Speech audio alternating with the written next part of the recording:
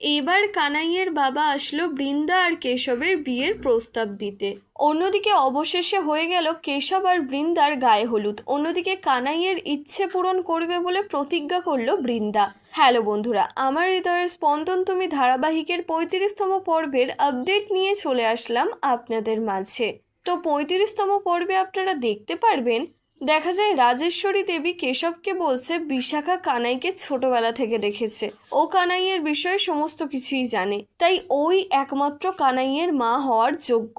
এদিকে বৃন্দা বিশাখাকে বলে মা হওয়া কখনো কাউকে শেখানো যায় না, কানাইয়ের মা হচ্ছি আমি, আর আমার জায়গা কখনো কেউ নিতে পারবে না। এরপর দেখা যায় বৃন্দার ওড়নায় আগুন ধরে গেছে, আর তখনই সবাই আগুনের ওপর জল ঢেলে আগুন নিভিয়ে দেয়। তারপর সবাই কানাইকে ঘিরে ধরে। কানাইয়ের কথা ভেবে সবাই খুব ভয় পেয়ে যায়। রাজেশ্বরী দেবী কেঁদে কেঁদে বৃন্দাকে বলে এত বেপরোয়া তুমি কিভাবে হতে পারো, এত ছোট একটা বাচ্চাকে তুমি বাইরে একা কিভাবে ছেড়ে দিলে। এই উত্তরে বৃন্দা বলে কানাইয়ের মা যতক্ষণ ওর সঙ্গে আছে ততক্ষণ ওর কিচ্ছু হবে না। তখনই কেশবের বাবা বলে রাজেশ্বরী তুমি শান্ত হও, এরকম করো না, কানাই ঠিক হয়ে যাবে। আর বৃন্দা তুমি যাও, কানাইকে নিয়ে ভেতরে যাও। কানাই বৃন্দার কোলে শুয়ে যাচ্ছিল, তখনই ওর হাত থেকে কাগজের টুকরোটা নিচে মেঝেতে পড়ে যায়। আর সেই মুহূর্তেই কেশবের বাবার মনে পড়ে বিশাখার বলা একটু আগের কথাগুলো। ফ্ল্যাশব্যাকে দেখা যায় বিশাখা নিজে নিজে বলছে আমি তো কানাইকে বাঁচাতে কখনোই যাব না, এমনিতেই 2 দিন পরে আমার বিয়ে, আমি যদি এখন আগুনের কাছে যাই তাহলে আমার স্কিন খারাপ হয়ে যাবে, আমাকে দেখতেও ভালো লাগবে না, তাই আমাকে নিজের খেয়াল রাখতেই হবে। বর্তমানে কেশবের বাবা মনে মনে বলে আজ প্রমাণ হয়ে গেল শুধুমাত্র জন্ম দিলেই মা হওয়া যায় না, মা তো সেই হয় যে নিজের সন্তানের জন্য আগুনেও ঝাঁপ দিতে পারে। হয়তো কানাইয়ের শরীরে বৃন্দার রক্ত নেই, কিন্তু বৃন্দা কানাইয়ের জন্য নিজের রক্ত ঝরাতেও প্রস্তুত। তাই কেশবের বিয়ে যদি হয় তাহলে সেটা শুধু বৃন্দার সাথেই হবে, বৃন্দাই একমাত্র কানাইয়ের মা হওয়ার যোগ্য।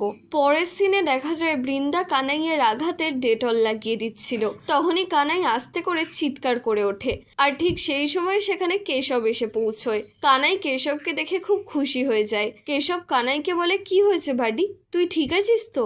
ওদের দুজনকে এতটা ক্লোজ দেখে বৃন্দা মনে মনে বলতে থাকে কেশব বাবু আর কানাইয়ের মধ্যে এত বন্ধুত্ব কবে হলো। কানাই কেশবকে বলে দেখো না, আমার কপালে আমার হাতে আঘাত লেগে গেছে, কিন্তু আমার বেশি ব্যথা করছে না, কারণ মা আমাকে সবসময় বলে আমি মায়ের সাহসী ছেলে।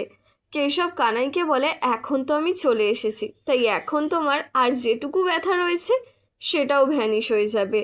তখনই বৃন্দা কানাইয়ের কপালে ডেটল লাগিয়ে দিলে কেশব বৃন্দাকে বলে দেখে শুনে করো, ও একটা বাচ্চা। বৃন্দা বলে হ্যাঁ আমার বাচ্চা, আর ওর খেয়াল কিভাবে রাখতে হবে সেটা আমাকে কারোর থেকে শেখার দরকার নেই। কেশব বলে আমি কখন বলেছি যে তুমি ওর খেয়াল রাখো না, আমি শুধু এটাই বলছি যে ও একটা বাচ্চা, ওকে আস্তে আস্তে মলম লাগিয়ে দাও, ওর ব্যথাও তো হতে পারে। কানাই তখন বলে আরে বন্ধু, আমার মা আমাকে এই জন্যেই ওষুধ লাগিয়ে দিচ্ছে যাতে আমার ব্যথা না হয়। কেশব মনে মনে বলে আমাকে এমন কিছু একটা করতে হবে যাতে কানাইয়ের মনটা অন্যদিকে ঘুরে যায়। কেশব বলে যখন কানাই সুস্থ হয়ে যাবে তখন সবার আগে ও এই টেডিটাকে হারাবে।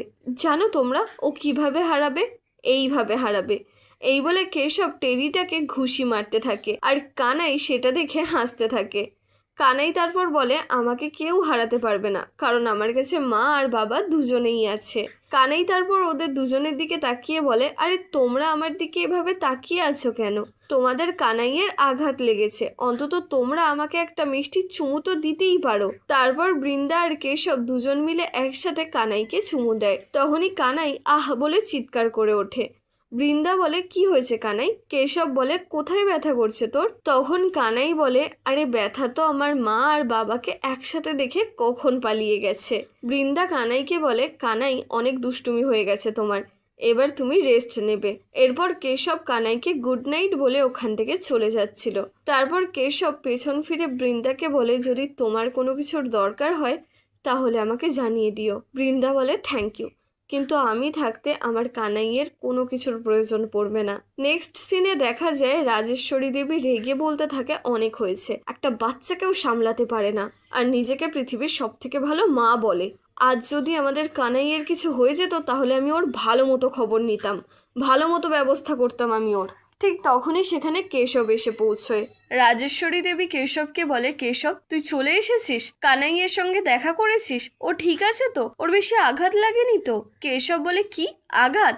আমাকে দেখে কানাইয়ের সব ব্যথা ছুটে পালিয়ে গেছে। রাজেশ্বরী দেবী বলে, কিন্তু ওই মেয়েটা তো আমার রাতের ঘুম কেড়ে নিয়েছে, ওর জন্য আমি শান্তিতে ঘুমাতেও পারছি না। আজ ওর বেপরোয়া হওয়ার কারণে আমার কানাইয়ের অনেক বড় ক্ষতি হয়ে যেতে পারতো, আমরা আমাদের কানাইকে হারিয়েও ফেলতে পারতাম। রাজেশ্বরী দেবী আরো বলেন, আমি তোকে বলে দিচ্ছি কেশব, যদি আমরা আমাদের কানাইকে ওর থেকে কেড়ে নিতে না পারি, তাহলে ও আমাদের কানাইকে পুরোপুরি নিজের বশে করে নেবে আর সারা জীবন নিজের সঙ্গেই রেখে দেবে। কেশব এই কথা শুনে রেগে বলে, তুমি কোনো চিন্তা করো না মা, আমিও দেখব এই বৃন্দা আমার ছেলেকে আমার থেকে আর কতদিন দূরে রাখতে পারে। পরবর্তী সিনে দেখা যায় বৃন্দাদের বাড়িতে কেশবের বাবা আসে। অনুরাধা দেবী বলে, আপনি এখানে? নমস্কার। কেশবের বাবা বলে, আমার আপনার সঙ্গে কিছু জরুরি কথা বলার ছিল। অনুরাধা দেবী বলে, হ্যাঁ আপনি ভেতরে আসুন। তারপর কেশবের বাবা ভেতরে বসলে অনুরাধা দেবী বলে, আপনি চলুন, আপনি কি বলতে চান? কেশবের বাবা বলে, দেখুন আমি জানি আমাদের কেশবের বিয়ে আপনার মেয়ে বিশাখার সঙ্গে ঠিক হয়েছে, কিন্তু আমি এটা বুঝতে পেরেছি যে বিশাখা কখনোই কানাইয়ের জন্য একজন ভালো মা হতে পারবে না। কানাইকে যদি মায়ের ভালোবাসা কেউ দিতে পারে তাহলে সেটা শুধুমাত্র বৃন্দা। তিনি আরো বলেন, তাই আপনার যদি আপত্তি না থাকে তাহলে আমি চাই কেশবের বিয়ে বিশাখার জায়গায় বৃন্দার সঙ্গে হোক। অনুরাধা দেবী বলে, আরে দাদা, আপনি তো আমার মনের কথাই বলে দিয়েছেন। সত্যি বলতে কানাইও এটাই চায়, কিন্তু বৃন্দা এই বিয়ে করার জন্য রাজি হবে না। কেশবের বাবা বলে, সেই জন্যই তো আমি আপনার কাছে এসেছি অনুরাধা দেবী, আপনি বৃন্দাকে বোঝান, ওকে কেশবকে বিয়ে করার জন্য রাজি করান। তখনই বৃন্দা বলে ওঠে, কখনোই নয়। বৃন্দা কেশবের বাবার সামনে হাত জোর করে বলে, আমাকে আপনি ক্ষমা করবেন, কিন্তু মা একদম ঠিক কথাই বলেছে, আমি এই বিয়ে করতে চাই না। কেশবের বাবা বৃন্দাকে বুঝিয়ে বলে, দেখো বৃন্দা, অস্বীকার করার আগে একবার ঠান্ডা মাথায় ভেবে দেখো, এখানে তোমার আর কেশবের কথা বলা হচ্ছে না, এখানে তোমার কানাইকে নিয়ে কথা বলা হচ্ছে। ওর ভালোর জন্য তোমাকে এইটুকু করতেই হবে। তিনি আরো বলেন, তুমি কি চাও না কানাই সারা জীবন তোমার সাথেই থাকুক? আচ্ছা বৃন্দা, তুমি কি নিজের জায়গায় অন্য কাউকে কানাইয়ের মা হতে দেখতে পারবে?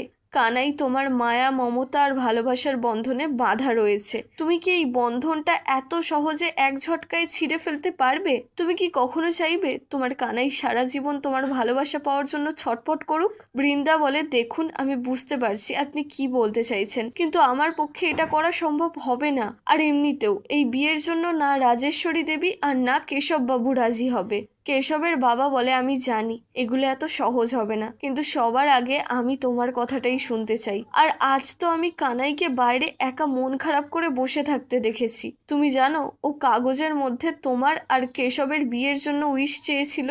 অনুরাধা দেবী বৃন্দাকে বলে, বৃন্দা দাদা একদম ঠিক কথা বলছেন, কানাইও এটাই চায় যাতে তোর আর কেশবের বিয়ে হয়। তিনি আরো বলেন, বৃন্দা একবার যদি তোর আর কেশবের বিয়ে হয়ে যায় তাহলে পৃথিবীর কোনো শক্তি তোকে তোর কানাইয়ের থেকে আলাদা করতে পারবে না। বৃন্দা বলে, না মা, আমি এই বিয়ে করতে পারবো না। এই বলে মন খারাপ করে বৃন্দা ওখান থেকে চলে যায়। অনুরাধা দেবী তারপর কেশবের বাবাকে বলে, দাদা আমাদের ক্ষমা করবেন, আমরা কেউই বিশাখার গায়ে হলুদের অনুষ্ঠানে উপস্থিত থাকতে পারবো না। পরবর্তী সিনে দেখা যায় বৃন্দা ওর আর কেশবের বিয়ের কথা ভেবে গভীর চিন্তায় মগ্ন ছিল। কেশবের বাবার বলা কথাগুলো বারবার বৃন্দার মনে পড়তে থাকে আর সে শুধু কানাইয়ের কথাই ভাবতে থাকে। ফ্ল্যাশব্যাকে দেখা যায় বৃন্দা কানাইকে বলছে, কি চলছে আমার কানাইয়ের মনে, নিজের মাকেও একটু বলো। কানাই বলে, হ্যাঁ আমি তোমাকে বলবো, কিন্তু আগে আমার ইচ্ছেটা পূরণ হতে দাও। বৃন্দা বলে, তাই নাকি?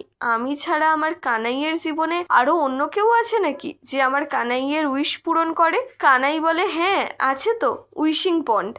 আমার যা দরকার হয় সেগুলো আমি চিরকুটে লিখে উইশিং পন্ডের কাছে রেখে দিয়ে আসি, তারপর আমার উইশ পূরণ হয়ে যায়। বৃন্দা বলে, তাই নাকি? আমাকেও একটু বলতো দেখি কাগজে লিখে তোর কোন কোন উইশ পূরণ হয়েছে। কানাই বলে, আমার সব ইচ্ছাগুলোই পূরণ হয়েছে, যেমন আমি কাগজে লিখেছিলাম যাতে আমার ঠাকুমা তাড়াতাড়ি সুস্থ হয়ে হাসপাতাল থেকে বাড়ি ফিরে আসে। তাই দেখো কত তাড়াতাড়ি ঠাকুমা সুস্থ হয়ে বাড়িতে ফিরে এলো। তারপরেই কানাই বলে, ওহ নো, আমি তো বলেছিলাম আমি আমার সিক্রেট কাউকে বলি না, কিন্তু যেহেতু তুমি আমার মা তাই আমি তোমাকে এটুকুই বলতে চাই যে তুমি তোমার উইশ কাগজে লিখে ওই পুকুরের মধ্যে রেখে দিয়ে আসো, তাহলে তোমার উইশ পূরণ হয়ে যাবে। বর্তমানে দেখা যায় বৃন্দা উইশিং পন্ডের দিকে এগিয়ে যাচ্ছিল। তখনই বৃন্দার চোখে মাটিতে পড়ে থাকা একটা কাগজের টুকরো পড়ে। বৃন্দা কাগজটা তুলে দেখে। বৃন্দা দেখে কানাই কাগজের মধ্যে ওর আর কেশবের বিয়ের কথা লিখে রেখেছে। এই দেখে বৃন্দা নিজে নিজে বলতে থাকে, আমি জানি কানাই তুই কেন এরকমটা চাইছিস। আমি জানি তুই কখনোই আমার থেকে দূরে থাকতে পারবি না, আর তোর মাও তোকে ছাড়া কখনো দূরে থাকতে পারবে না। বৃন্দা তখন নিজে নিজে বলে, তোর খুশির জন্য আমি তোর এই ইচ্ছে অবশ্যই পূরণ করব কানাই। আগে দেখা যায় রাজেশ্বরী দেবী বলে, 3জন মহিলাকে তো নাচতে দেখেছিলাম, আরেকজন মহিলা কোথায় গেল? প্রিয়াঙ্কা বলে, ওই 3 নম্বর ডান্সারটা অন্য কেউ নয়, বৃন্দা ছিল। রাজেশ্বরী দেবী নিজে নিজে বলে, তোর অনেক অহংকার আছে তাই না বৃন্দা? এবার রাজেশ্বরী দেবী তোকে দেখাবে যে সে কি কি করতে পারে। তো বন্ধুরা, আপনাদের কি মনে হয়, বৃন্দা আর কেশবের বিয়েটা কি রাজেশ্বরী দেবী হতে দেবে? কানাইয়ের ইচ্ছে কি পূরণ হবে? সেটা আমাকে কমেন্টে অবশ্যই জানাবেন। তাহলে দেখা হচ্ছে পরের ভিডিওতে। ততক্ষণ ভালো থাকবেন, সুস্থ থাকবেন, টাটা।